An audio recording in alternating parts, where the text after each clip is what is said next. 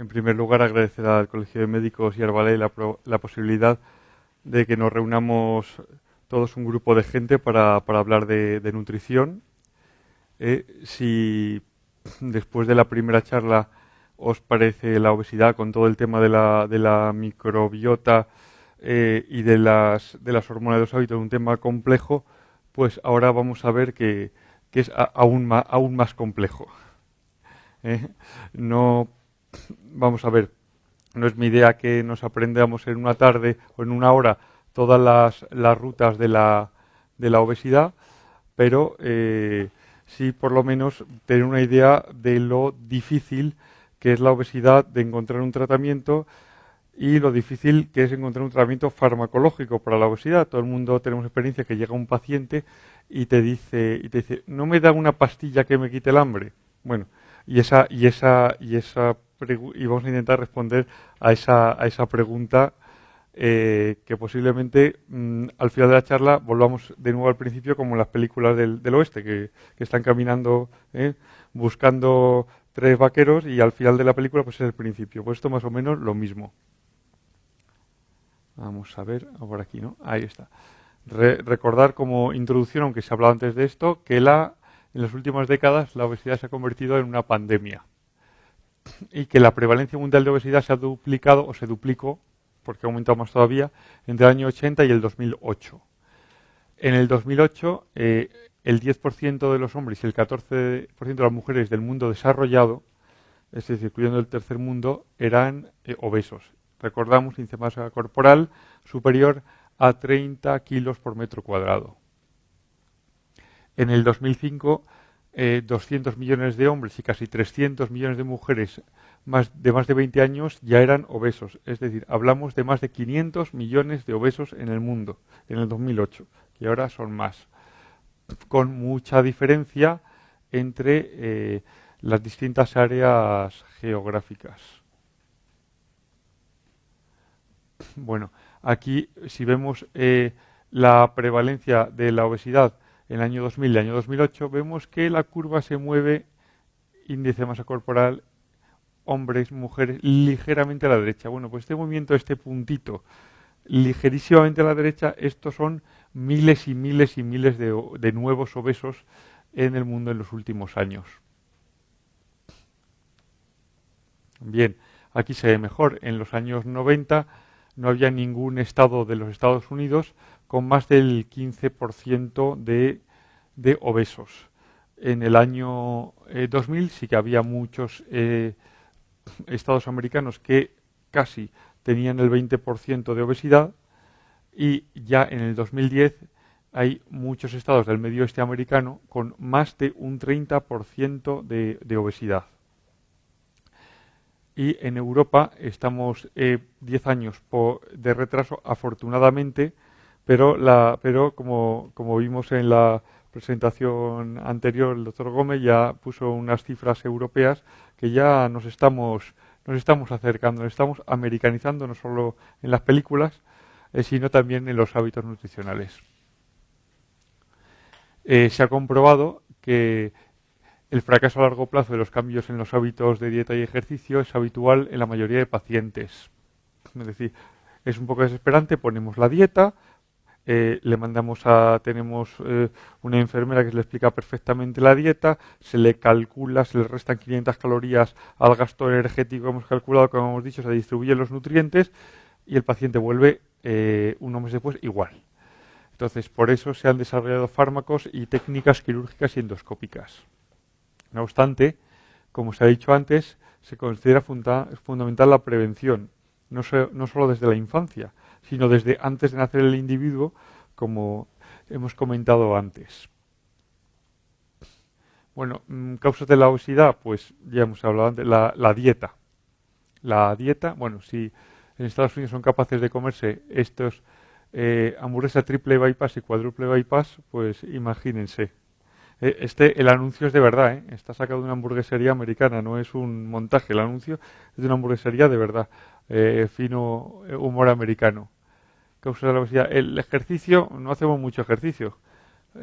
Aquí este gimnasio ya suben la escalera mecánica para que no se cansen por el camino. ¿eh? Bien. Y bueno, no obstante, las causas de la obesidad son un espectro de causas, como ya hemos dicho antes, la microbiota, los fármacos, el exceso de calefacción, esto no es broma. Eh, Hay unas teorías que quieren explicar por qué hay más obesos que en los años 90. Y decíamos, comemos mal. Y bueno, en los 90 ya comíamos mal. ¿No hacemos ejercicio? Bueno, en los 90 ya no hacíamos ejercicio. Mucha televisión, ya había mucha televisión. O sea, entonces hay algo más. Y ese algo más probablemente es pues lo que se ha hablado antes. Cambia la microbiota intestinal con tanto edulcorante y tanta comida procesada. Gastamos más en calefacción. Antes las casas estaban más frías. Los países del norte tienen menos obesidad. ¿Por qué? Pues porque son más fríos. Hay una especie de termogénesis y si ponemos mucha calefacción, esas calorías no son gastadas. La calidad del sueño. Eso también hay que hablar. Dormir mal predispone a la obesidad. No solo los obesos duermen mal porque están preocupados porque son obesos, sino que al revés, duermen mal y por eso son más obesos. Eso no está bien claro porque los horarios. No comemos nada desde las 8 de la mañana a las 4 de la tarde. A las 4 de la tarde devoramos. No tenemos unos horarios obesógenos en España.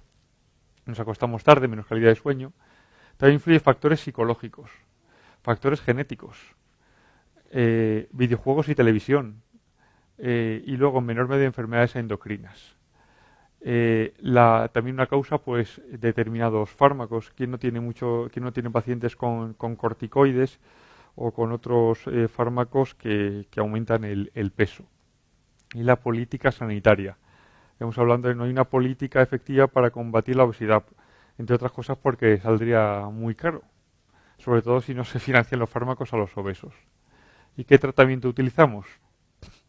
Hemos visto antes la pirámide de la alimentación.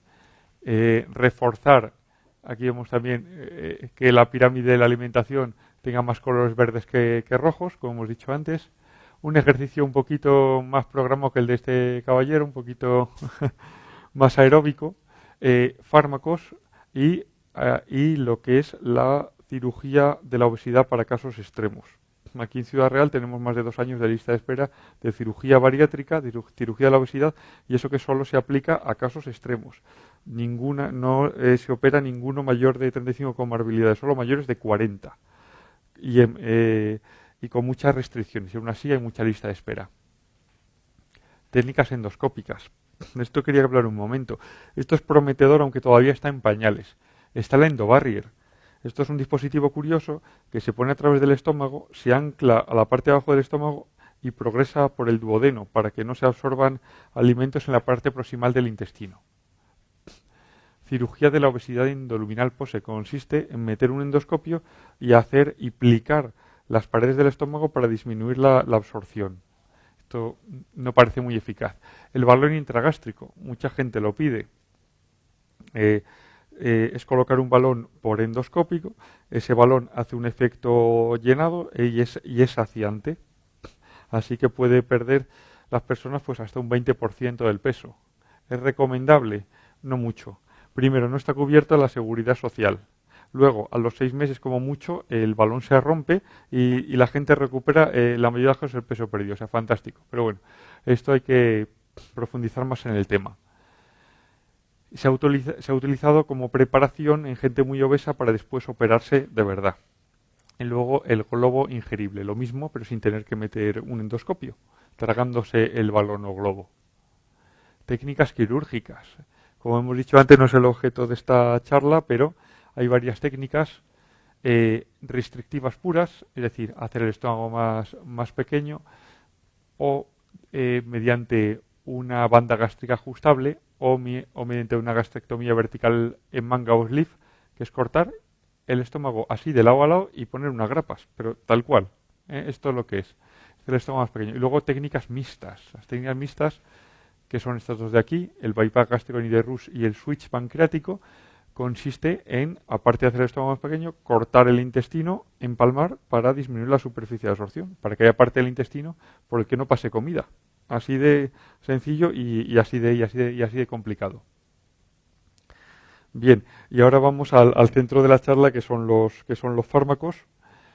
Hablamos aquí de que si estamos jugando con fuego. Aquí lanzamos unos dados y ¿estamos jugando con fuego? Pues probablemente sí, porque como se ha esbozado antes, los mecanismos tanto cerebrales como digestivos que regulan la obesidad son tan complejos que es como si al tirar de un hilo el organismo respondiera tirando de otro lado. Por eso es tan difícil encontrar un fármaco eficaz para la obesidad.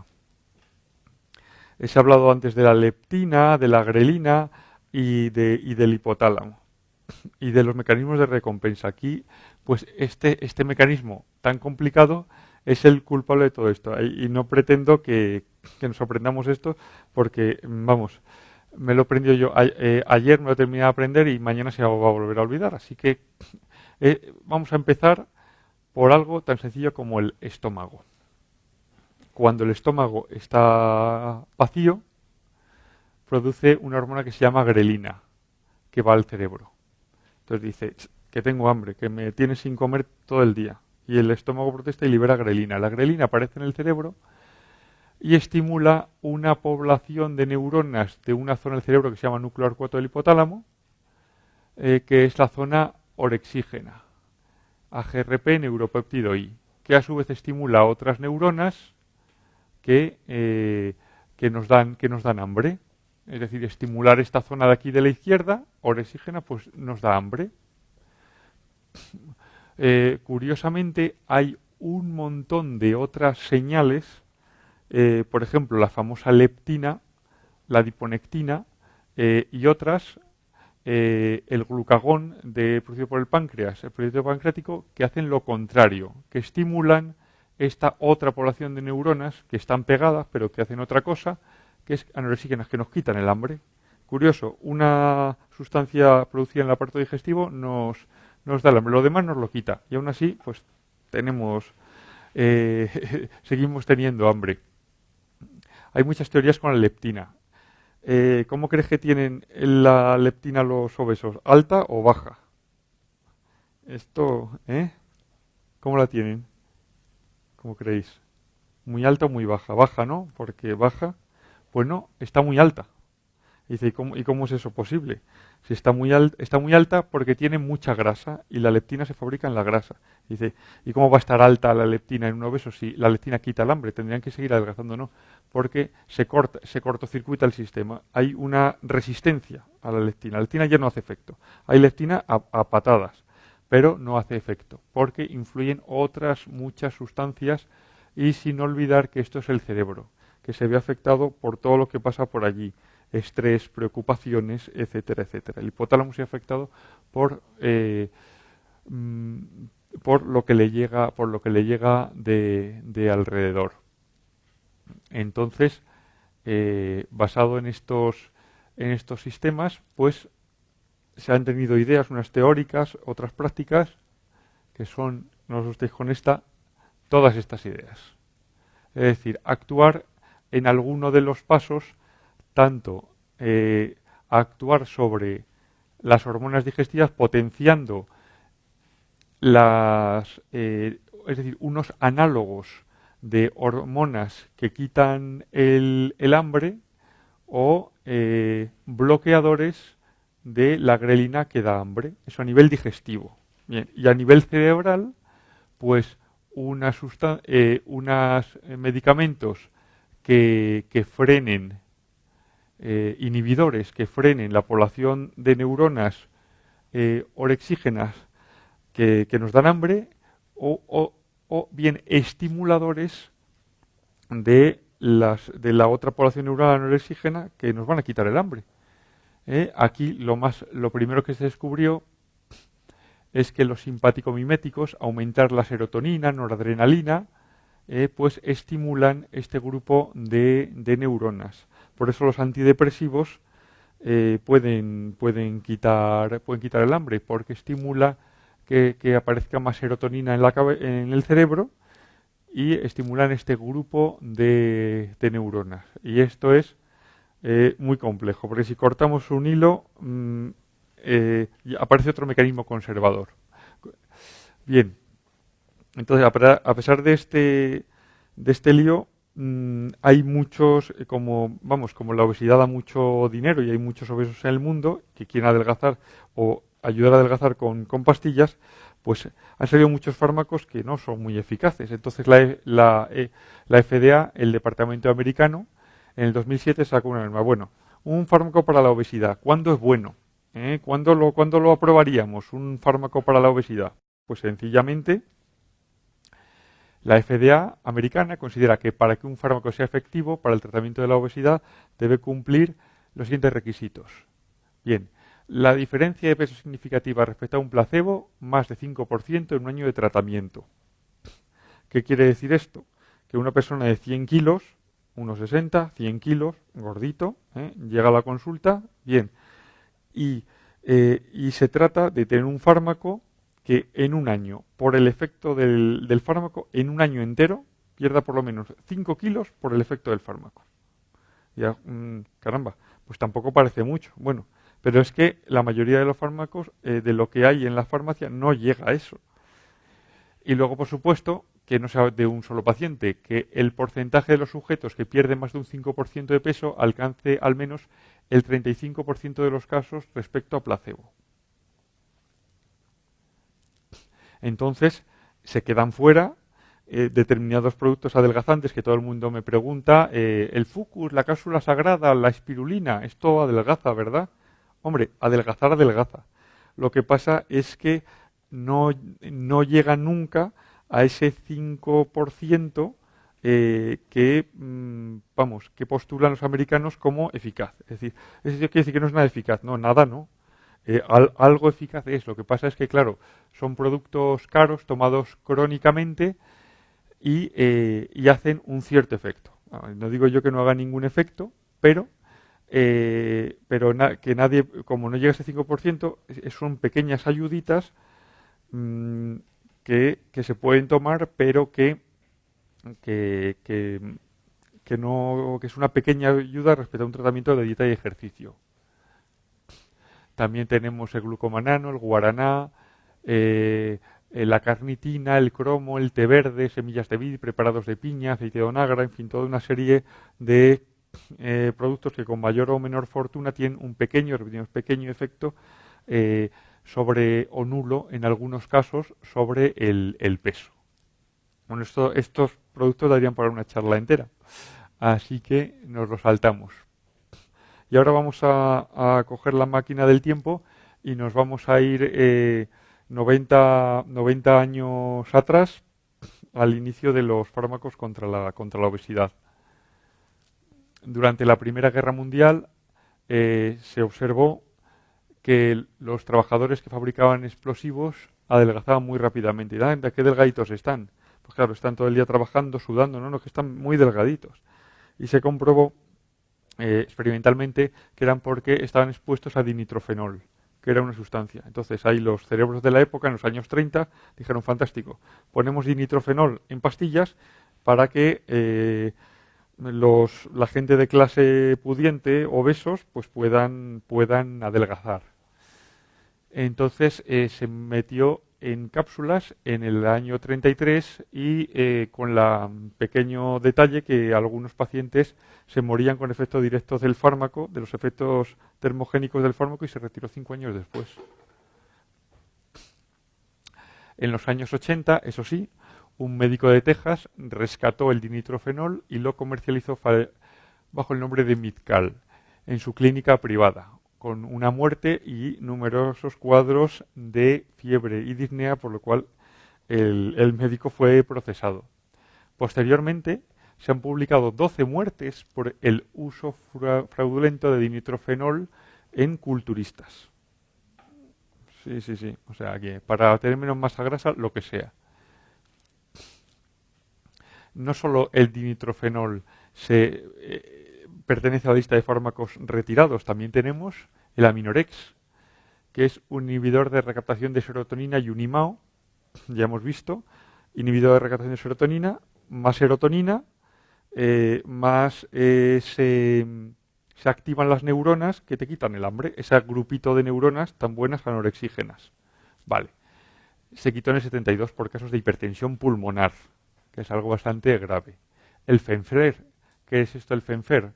Fenfluramina y dexfenfluramina son agonistas serotoninérgicos. Estuvo en el mercado hasta el 97, pero producía causas de alteración de daño de válvulas cardíacas e hipertensión pulmonar. El Macindol, mismo esquema, inhibe la recaptación de noradrenalina para aumentar la noradrenalina cerebral, que estimula las neuronas adelgazantes, que llamamos. Se retiró en el 2000 porque produjo algunos casos de ictus. La fenilproponlamina es un liberador de dopamina y noradrenalina que también se quitó del mercado después de algunos casos de aumento de riesgo de ictus hemorrágico. O sea que realmente sí que estamos jugando con fuego. Se comercializó un análogo de amilina y un análogo de leptina, ya viendo que esto de meterse en la cabeza como que no era una buena idea, dicen, a ver, vamos a ver, ¿por qué no metemos en la cabeza que la gente le sube la tensión, le dan ictus, esto es un problema gordo, mucha serotonina da daño en la válvula cardíaca, espérate, vamos a meternos en el estómago. Vamos a fabricar análogos de hormonas que se fabrican en el intestino que quitan el hambre. Análogo de leptina y amilina. No le llegaron a comercializar. No adelgazaba mucho y algún problema habría.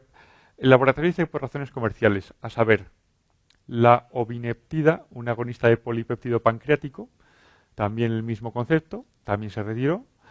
Se intentaron otro tipo de fármacos termogénicos con malos resultados. La betahistina, ciertos receptores actúan sobre el metabolismo de la histamina, también adelgaza, tampoco servía para nada. El Tranavant, que actúa sobre el metabolismo cannabinoide, luego hubo un medicamento que ahora diré posterior que con el mismo mecanismo, pero tenía efectos secundarios psiquiátricos. Y luego otro medicamento que actuaba más arriba sobre el lugar a donde van la MSH, otra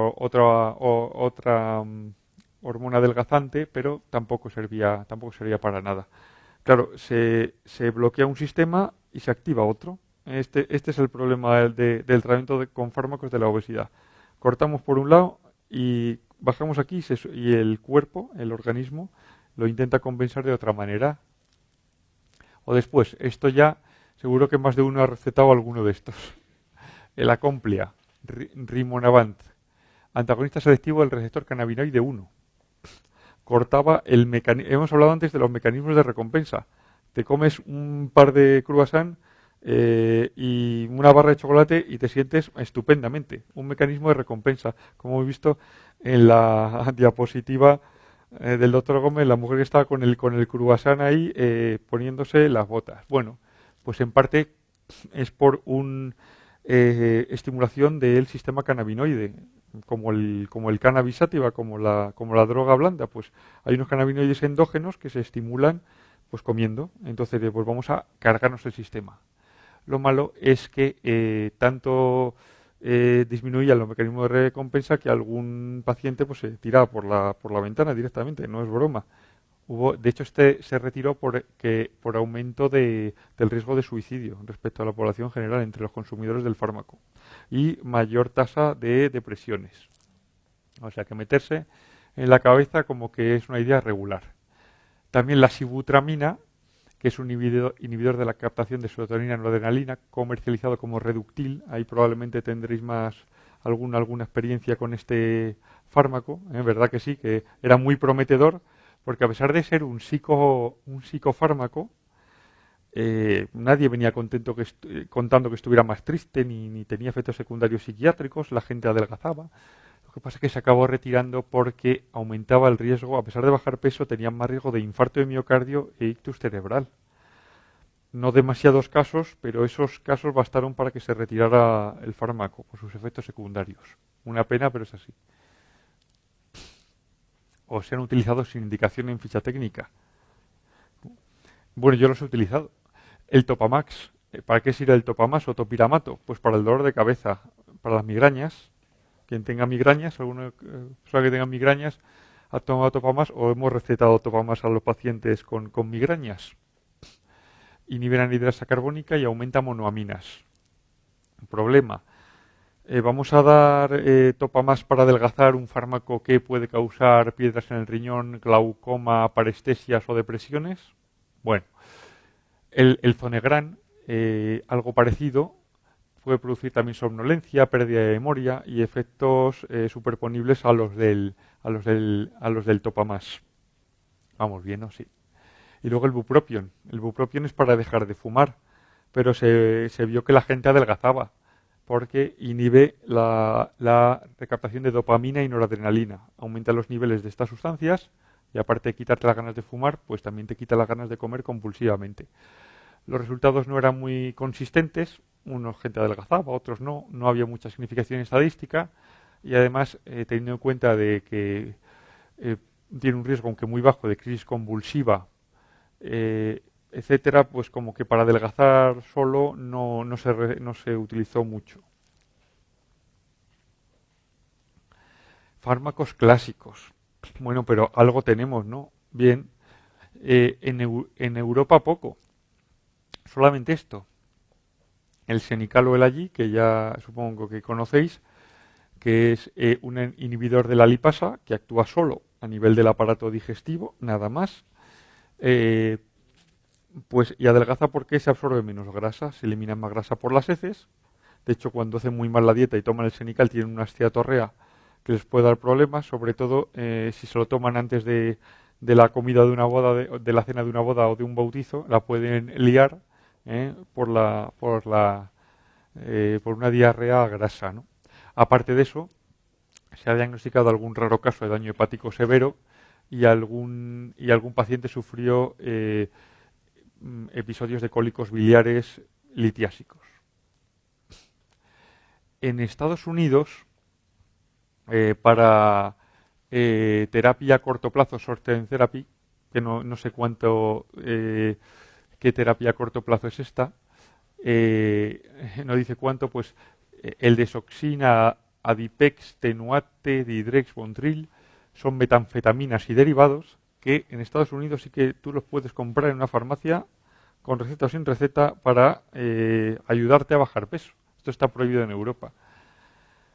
¿Por qué? Porque pueden causar hipertensión pulmonar, hipertensión, infarto, insomnio, disforia, cefalea, psicosis, vómitos y riesgo de adicción y dependencia. Si ¿hay alguna novedad reciente que nos va a ayudar en el futuro? Pues probablemente sí. Tenemos la lorcaserina, que es un agonista serotoninérgico con un perfil de efectos secundarios, aunque los tiene, cefalea, infecciones respiratorias, náuseas, pero menor que otros fármacos de su grupo. Tenemos la mezcla de fentermina y topiramato, que es un simpático mimético más Topamax, que puede producir efectos secundarios digestivos y respiratorios, pero con la dosis que se da de ambos compuestos no excesivamente. Algo parecido al Senical, el Oblean, que ha empezado por autorizarse en Japón, no sé si va a llegar a Europa, se supone que es como un Senical, pero que adelgaza lo mismo, pero que da menos diarrea. Bueno, habrá que verlo porque de momento ni en Europa ni en Estados Unidos está aprobado. Y luego, en septiembre de este año, que por esto tuve que rehacer también la charla porque era de antes de esa fecha, está el Contrave, que es bupropion, el medicamento para dejar de fumar, combinado con la altrexona, que es un antagonista opioide. Bueno, esto el sentido que tiene lo voy a comentarlo luego.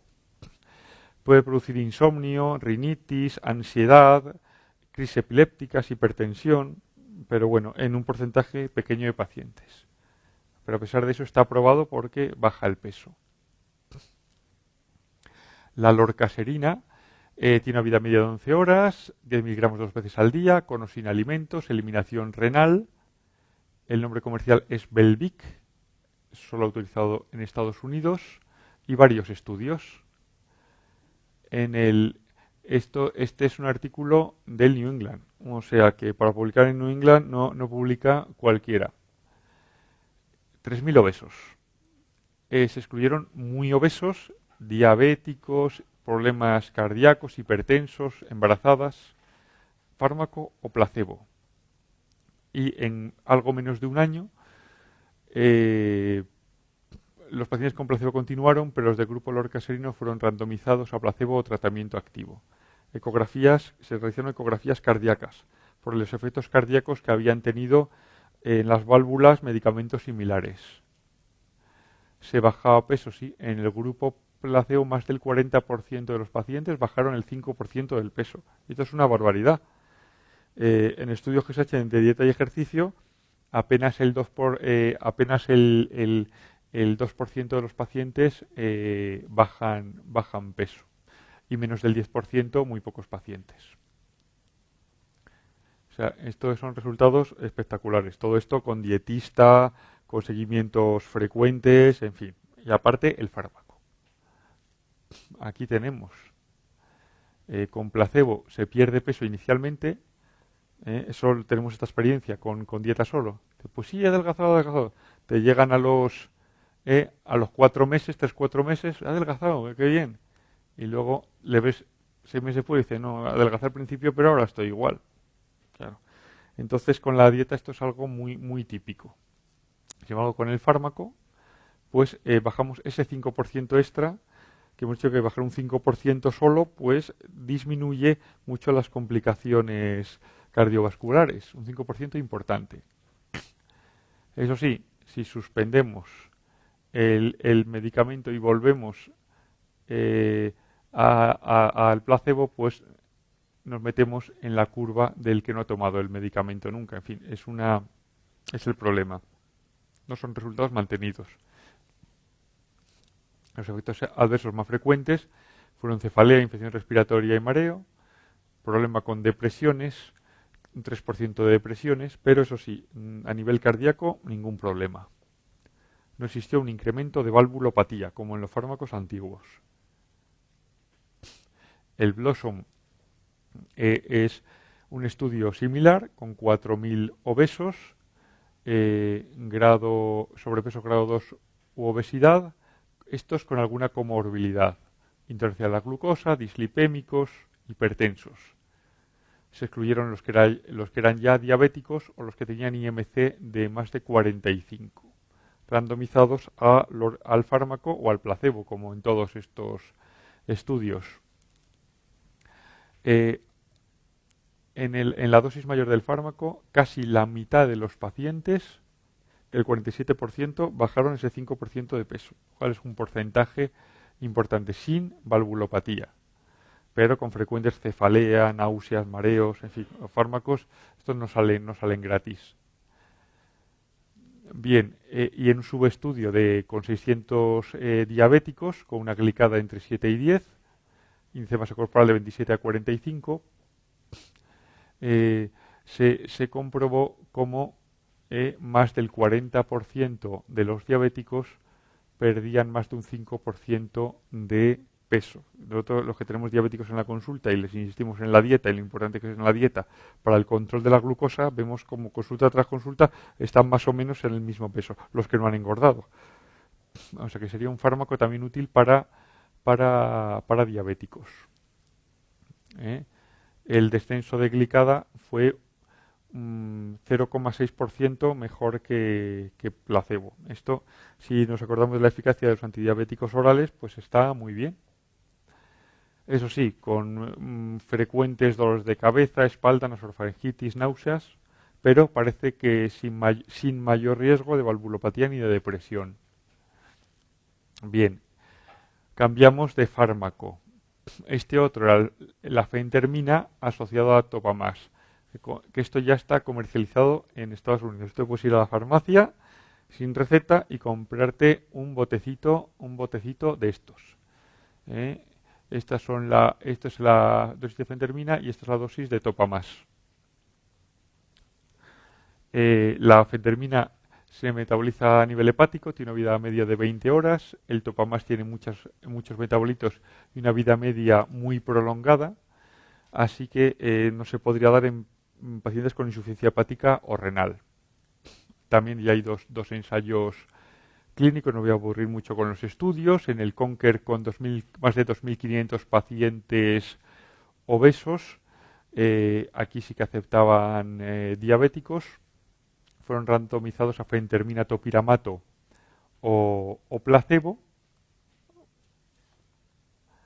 Y bueno, aquí esto no se va a ver muy bien, pero aquí tenemos en el grupo del fármaco una pérdida de peso del más del 5% en el 60, en el 62, en 62 con mucha más frecuencia que en el grupo placebo. ¿Eh? Bien. Los efectos secundarios que ocurrieron en más del 10% fueron boca seca, parestesias, estreñimiento, también frecuentemente insomnio, mareos, alteraciones en el gusto y mucho cuidado con este fármaco que la depresión y depresión barra ansiedad ocurrió en el 7-8% de los pacientes que tenían la dosis más alta. O sea que es un porcentaje alto, depresión y ansiedad asociada al medicamento. El equipo, otro estudio del SIMIA, eh, igual 1.200 pacientes obesos, donde tenemos también que pierden más del 5% del peso, el 44% de los pacientes del grupo del fármaco, el 66% del fármaco a dosis alta y solo el 17% del grupo placebo. Bueno, esto quiere decir que el fármaco es realmente eficaz.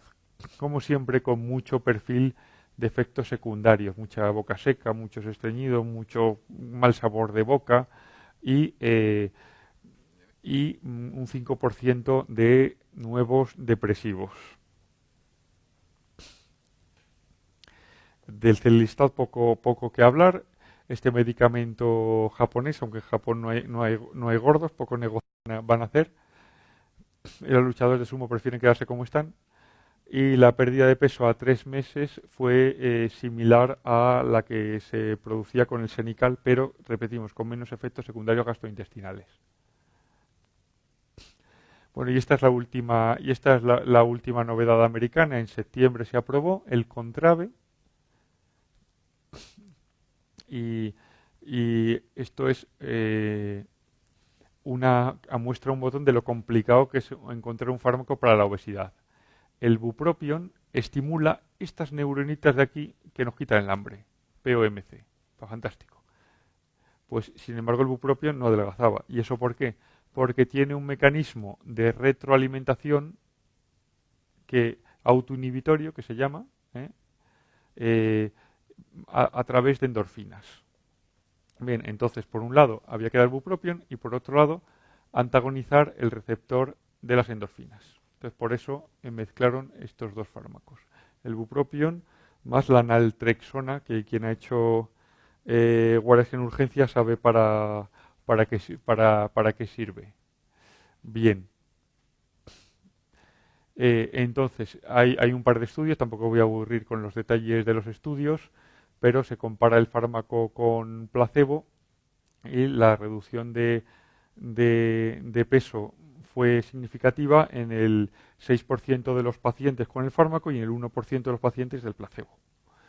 Pero con un perfil frecuente de efectos secundarios, esencialmente hipertensión, que es el principal problema de este medicamento. Aquí vemos que con la dosis alta, más del 40% de los pacientes perdían más del 5% de peso, lo cual son muchos, repito, con mucho efecto secundario, pero son muchos pacientes. Y esto es una publicación del Lancet, o sea, de una revista, pues eso, que no publica cualquier cosa. Incluso más, hasta el 20% alcanzaban un 10% de pérdida. Quien que hayamos visto muchos obesos, pues sabemos que eso es mucho perder, un 10%. Aunque nos lo manda el traumatólogo para perder un 20%, que si no los opera de la cadera. Pero bueno, esa es otra historia. Si pierde un 10% es un éxito rotundo en un año, un paciente obeso. Aquí vemos placebo, dosis alta y dosis baja de esta combinación farmacológica. hicieron otro segundo estudio similar donde insistieron en algo que es los cuestionarios de calidad de vida. Aparte de perder peso, se notaban más ágiles y tenían más calidad de vida los pacientes que tomaban el fármaco. Bien, hay muchos más medicamentos. Bupropión con zonisamida, liraglutida a dosis altas. El liraglutide lo conocemos. A dosis más bajas es el Victoza, que lo habréis utilizado en algunos pacientes diabéticos. Fantástico, porque adelgaza y mejora la glucemia a la vez. Que eso no se puede decir de mucho fármaco. Lo malo que es inyectable y que muchos pacientes vomitan. Y entonces se está utilizando en Estados Unidos, no en España, dosis mucho más altas, doble de dosis que para la diabetes, en clínicas de adelgazamiento. Estos fármacos se llaman los análogos de GLP-1. El GLP-1 es una hormona fabricada en el intestino delgado que adelgaza, claro. Lo que pasa es que tiene una vida media muy corta. Entonces, como no vamos a estar con un suero pasándonos 24 horas la sustancia, pues hicieron algo que se parecía al GLP-1, solo que resistente, que dura más horas. Y se está utilizando en los diabéticos a dosis de 1,2 a 1,8 miligramos diarios. Y se está proponiendo en obesos utilizarlo en 3 miligramos diarios. Problema: con 3 miligramos el 38% de los pacientes, que son muchos, tenían náuseas o vómitos. O sea, casi la mitad. Aquí lo vemos. Náuseas, 68% de los pacientes con 3 miligramos. Vómitos, también severos en algunas ocasiones. Y en no diabéticos, recordemos. En diabéticos con dosis más bajas son suficientes. Y aquí vemos que perdían 7 kilos, 9 kilos los pacientes, pero sobre todo los que tenían más náuseas y más vómitos. Así que con mucho bajar peso, pero pinchándose una vez al día y con mucho esfuerzo.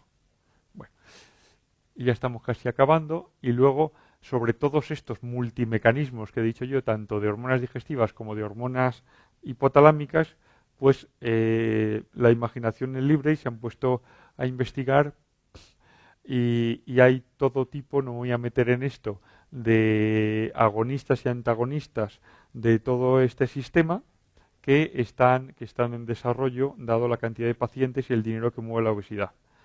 Fijaros que se han aprobado medicamentos con un alto perfil de efectos adversos y sin embargo ahí están.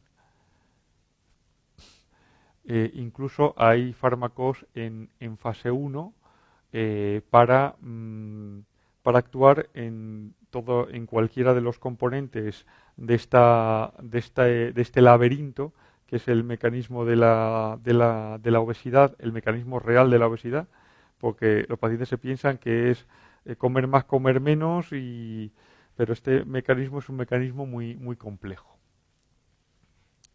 Así que este es el consejo por hoy. Los fármacos, poca cosa de momento. Gracias.